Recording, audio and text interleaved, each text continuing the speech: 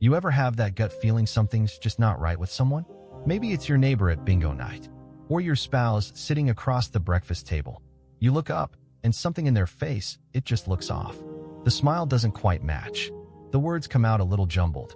You don't want to panic, but you know something's wrong. That moment, it could be a stroke. And knowing what to do next, fast, could be the difference between life and lifelong disability. Or worse. Hi there, and welcome to Vibrant Elders. Today, we're talking about something that hits close to home for many of us. How to spot a stroke in just 60 seconds. This isn't about complicated medical jargon or a crash course in brain science. It's about real life, easy-to-remember tools that could literally save your best friend, your grandchild's babysitter, or even you. Here's the truth. Strokes are one of the leading causes of death and disability in the U.S., especially among folks over 60. But, and this is the hopeful part, most strokes don't have to be fatal. If caught early, treatment can reverse damage and bring someone back from the brink. So in this video, I'm going to walk you through a simple, powerful method called FAST. For letters, 1 minute. That's all it takes to recognize the signs and take action. It's quick, it's easy, and it works. Before we dive in, if you find value in content like this, I'd love it if you hit that like button, subscribe to Vibrant Elders, and share your thoughts in the comments. We're building a space where older adults thrive, with knowledge, community, and confidence. Now let's jump into that first sign, and what your eyes can spot before anything else. Number 1. F. Face drooping. Let's start with the face, because sometimes it tells you everything you need to know, even before a word is spoken. Picture this. You're having coffee with a friend. Maybe you're chatting about grandkids or this morning's news. They laugh at something you said, but then you notice their smile looks a little strange. One side of their mouth lifts up just fine, but the other side? It's drooping. Not dramatically, but enough that it feels off. That's the moment your instincts kick in, and this is where FAST starts. F is for face drooping. Now, this isn't about needing Botox or having a crooked smile by nature. We're talking about a sudden change. A face that's symmetrical 1 minute and lopsided the next. That's a warning light from the brain saying, something's wrong. And it's often the very first visible sign of a stroke. Here's a quick test that anyone, yes, even you sitting at home in your robe, can do. Ask the person to smile. That's it. A nice, big smile. What you're looking for is symmetry. Do both corners of the mouth lift? Do their cheeks rise evenly? Or does one side droop down like it's lost power? Sometimes it's subtle. You may notice their eye on one side looks more relaxed, almost sleepy, while the other side looks alert. You might think they're just tired or they woke up funny, but that's a dangerous assumption. In stroke cases, minutes matter. If one side of the face is suddenly slack or sagging, you don't wait. You move to the next step in FAST. But we'll get to that in a second. Let me give you a real example. A gentleman I met at a community center in Tampa told me this story. His wife was watering the plants one morning when he looked at her and said, "You look like you're doing that with half a face." She laughed, confused, and said she felt fine. But he noticed her smile looked crooked and her left eyelid seemed lower. It wasn't dramatic. No slurring, no pain. But he remembered something he saw on a health flyer at his church. Face drooping, act fast. He called 911 right then. Turns out, she was having a minor stroke. She got to the hospital in time, got treatment, and was back home in 2 days. The doctor said if he'd waited even 30 more minutes, things could have been very different. You see, the reason the face droops during a stroke has everything to do with how the brain communicates with your muscles. If a stroke occurs on the right side of the brain, it might affect the left side of the face, and vice versa. It's like your brain's trying to flip a light switch, but the wire is cut. The signal just doesn't get through. What's important is that you don't second-guess yourself. This isn't the time to be polite or wait to see if it gets better. If someone's face looks suddenly uneven, even if they say they feel okay, take it seriously. And here's a little trick to remember it. Smile check. You can even practice it with your loved ones, just to make it feel natural. Ask them to give you a big, toothy grin. Make it fun. If you ever see that grin start looking lopsided, you'll know it's time to move on to the next step in FAST. Speaking of which, after the face, the next place to check is the arms, because what they do or don't do can tell you just as much. Let's talk about that next. Number 2. A. Arm weakness. Once you've checked the face and something seems off, don't wait. move straight to the arms.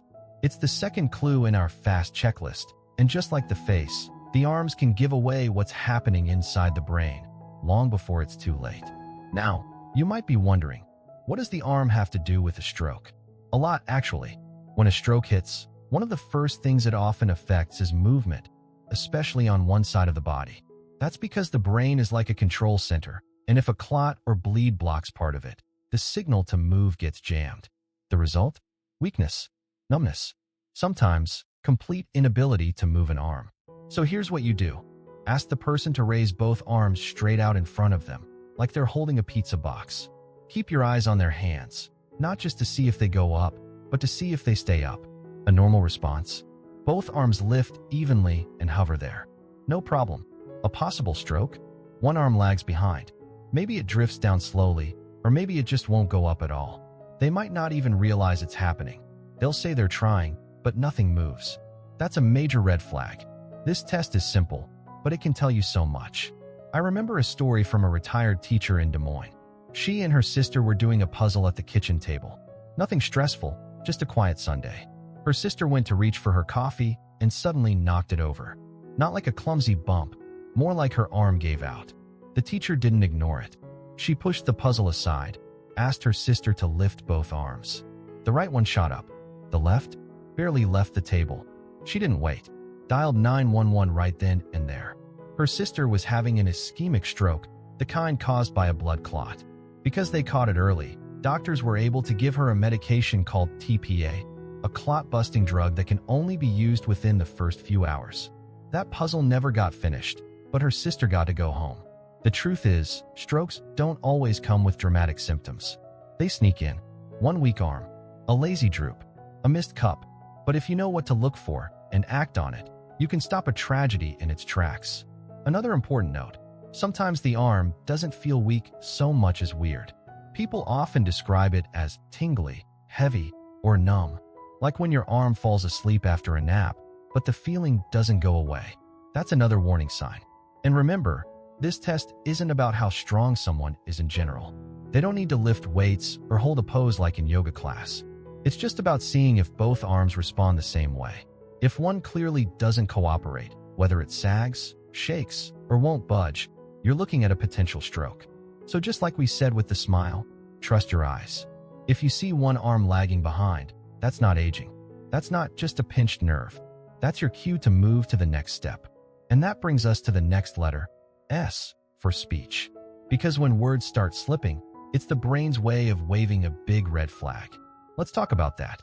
Number 3, S, speech difficulty. Now let's talk about speech. Words, conversation.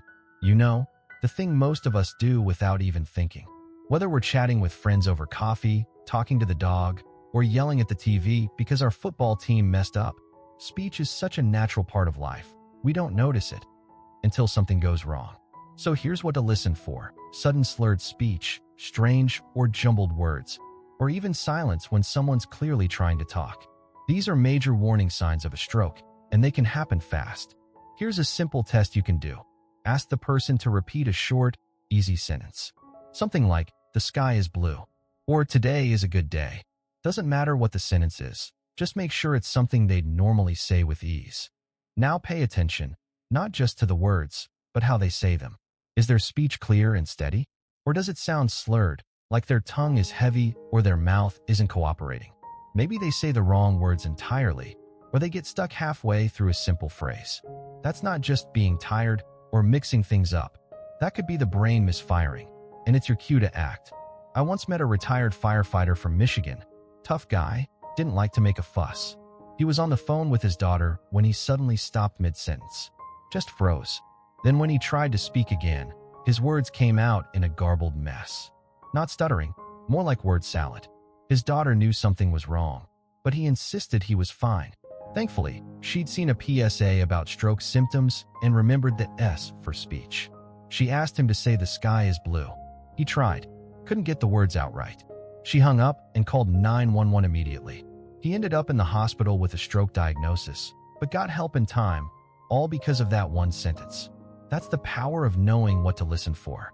Now, to be clear, everyone trips over words once in a while, especially as we get older. But you know what normal sounds like in your own circle? This is about sudden change. A voice that was clear this morning and now sounds like it's wrapped in cotton. Or someone who's usually chatty, suddenly struggling to form even basic sentences. And here's something else. Some people know what they want to say. It's on the tip of their tongue, but they just can't get it out. That's called expressive aphasia, and it's a common sign of stroke. Others might speak fluently, but the words make no sense. That's receptive aphasia. Either way, it's your brain waving a red flag again. Don't wait for them to snap out of it. Speech trouble isn't something to walk off. The longer you wait, the more brain tissue may be damaged, and speech is one of the hardest things to recover once it's gone. So remember, listen carefully. Ask them to speak. Repeat a sentence. If it sounds off, even a little, don't brush it off as a fluke or confusion. Combine that with face drooping or arm weakness, and you've got a full-blown emergency. And now we're down to the final letter in FAST, the part where you stop asking questions and start dialing. Let's talk about what happens when it's time to call 911. Number 4, T, time to call 911. So you've checked the face, and something's off. You've tested the arms, and one's drifting. You've listened to their speech, and the words don't sound right. At this point, you might be hoping it's all just a misunderstanding. Maybe they didn't sleep well. Maybe they're dehydrated. Maybe it'll pass. But here's the truth. When it comes to strokes, time isn't just ticking, it's screaming. That's what the T in FAST stands for. Time to call 911. Not later. Not after you Google it. Right now. I can't stress this enough. Stroke is a medical emergency. Every second that passes, brain cells are dying. Not metaphorically, literally. Experts say you lose about 2 million brain cells per minute during a stroke. That's why doctors have a saying, time is brain. And I get it. Calling 911 can feel like a big deal. Maybe the person insists they're fine. Maybe you don't want to cause a scene or overreact. But here's what you need to remember. It's always better to be wrong and safe than right and too late. Because if you catch a stroke early, there's treatment.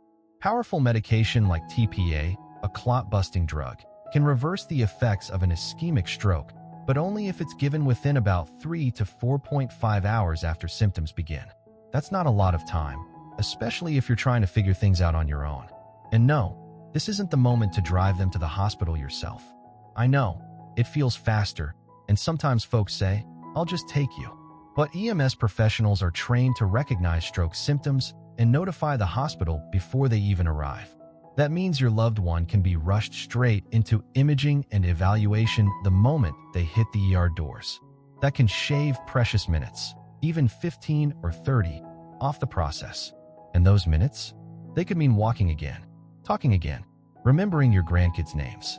Let me tell you about a man from Phoenix, 72 years old, active, walked every morning with his dog. One morning, a neighbor saw him sitting on the curb, looked confused, said he didn't feel right. The neighbor noticed he was slurring, and one of his arms seemed limp. She asked him to smile. One side didn't move. Instead of waiting or helping him to his feet, she called 911 on the spot. They arrived fast, took him straight to the hospital. Because of that quick response, he was treated within the golden hour, and by the next day, he was sitting up in bed, joking about how he was never skipping a walk again. The paramedics told her, if she had waited even 15 minutes, the outcome would have been very different. So here's what I want you to walk away with. If you see any signs of stroke, whether it's one or all of them, don't hesitate. Don't ask for permission. Don't wait to see if it gets worse. Call 911. Write the number down. Keep it by the phone. Put it in large print if you need to. Because when a stroke hits, things move fast. And if you're prepared, you can move faster. We've gone through the whole FAST method now. But just to be sure it sticks, let's do a quick recap together. And I'll give you a trick to remember it, even when your mind is racing. Okay, deep breath. We've covered a lot, and you've done great following along. But here's the thing. When you're actually in the moment, when someone you love is looking at you with a confused smile or trying to lift their arm and can't, your brain might go blank. That's natural. It's human. That's why we're going to make this whole process stick with one simple tool. FAST. For letters. One word. A life-saving memory trick. Let's walk through it one more time, nice and easy. Not because you didn't get it, but because we want to lock it in for good. F is for face drooping. You ask the person to smile. If one side of their mouth doesn't lift or looks a little droopy, that's a red flag. We're not talking about wrinkles or a lazy expression. We mean a sudden, noticeable change. A is for arm weakness. Ask them to raise both arms straight in front of them. If one arm drifts downward, feels heavy, or they can't lift it at all, that's another sign. It might even be the same side as the face that's drooping. That's no coincidence. The brain controls both, and something's blocking those signals. S is for speech difficulty. Ask them to repeat a simple phrase, like "the sky is blue" or "today is a good day." If the words come out slurred or strange, or if they can't speak at all, don't dismiss it. That's not nerves or tiredness. That's your cue. T is for time to call 911. Not tomorrow. Not after you finish lunch. Immediately. Don't worry about looking dramatic. Don't waste time second-guessing. Let the professionals sort it out. Better a false alarm than a funeral. Now, I know what you're thinking. Sure, I remember it now, but will I remember it when it matters? Here's a little trick to help. Imagine someone you love, a spouse, a best friend, even yourself, sitting right in front of you. Now picture one side of their face sagging, their arm not moving, and their speech garbled. Say it with me. Face. Arm speech. Time. Fast. You can even write it down and stick it on your fridge. Put it in your wallet. Or better yet, teach it to someone else. Because when you say it out loud, you remember it better.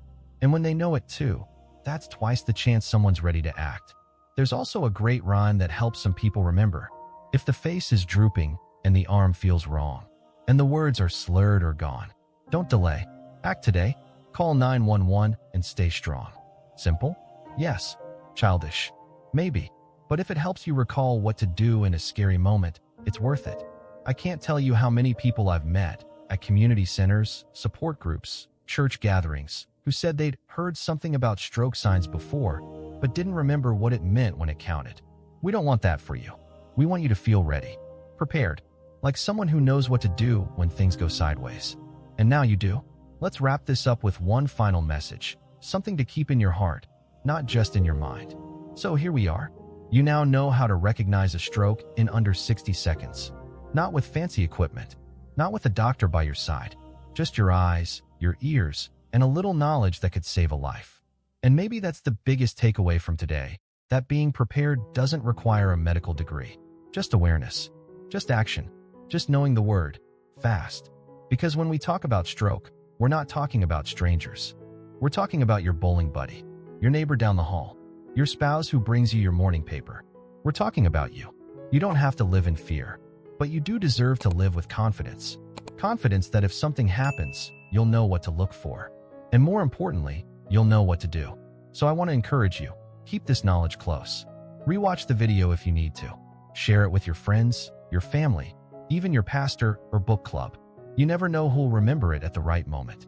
And if you found this helpful, I'd love it if you hit the like button, subscribe to our channel Vibrant Elders, and leave a comment below. Maybe share a story, or just tell us how you plan to remember fast. This is your space, your community, where staying sharp and staying safe go hand in hand. Because aging isn't about slowing down. It's about being smart, being present, and yes, being ready. You've got this. Stay safe, stay vibrant, and remember, face, arm speech, time, fast.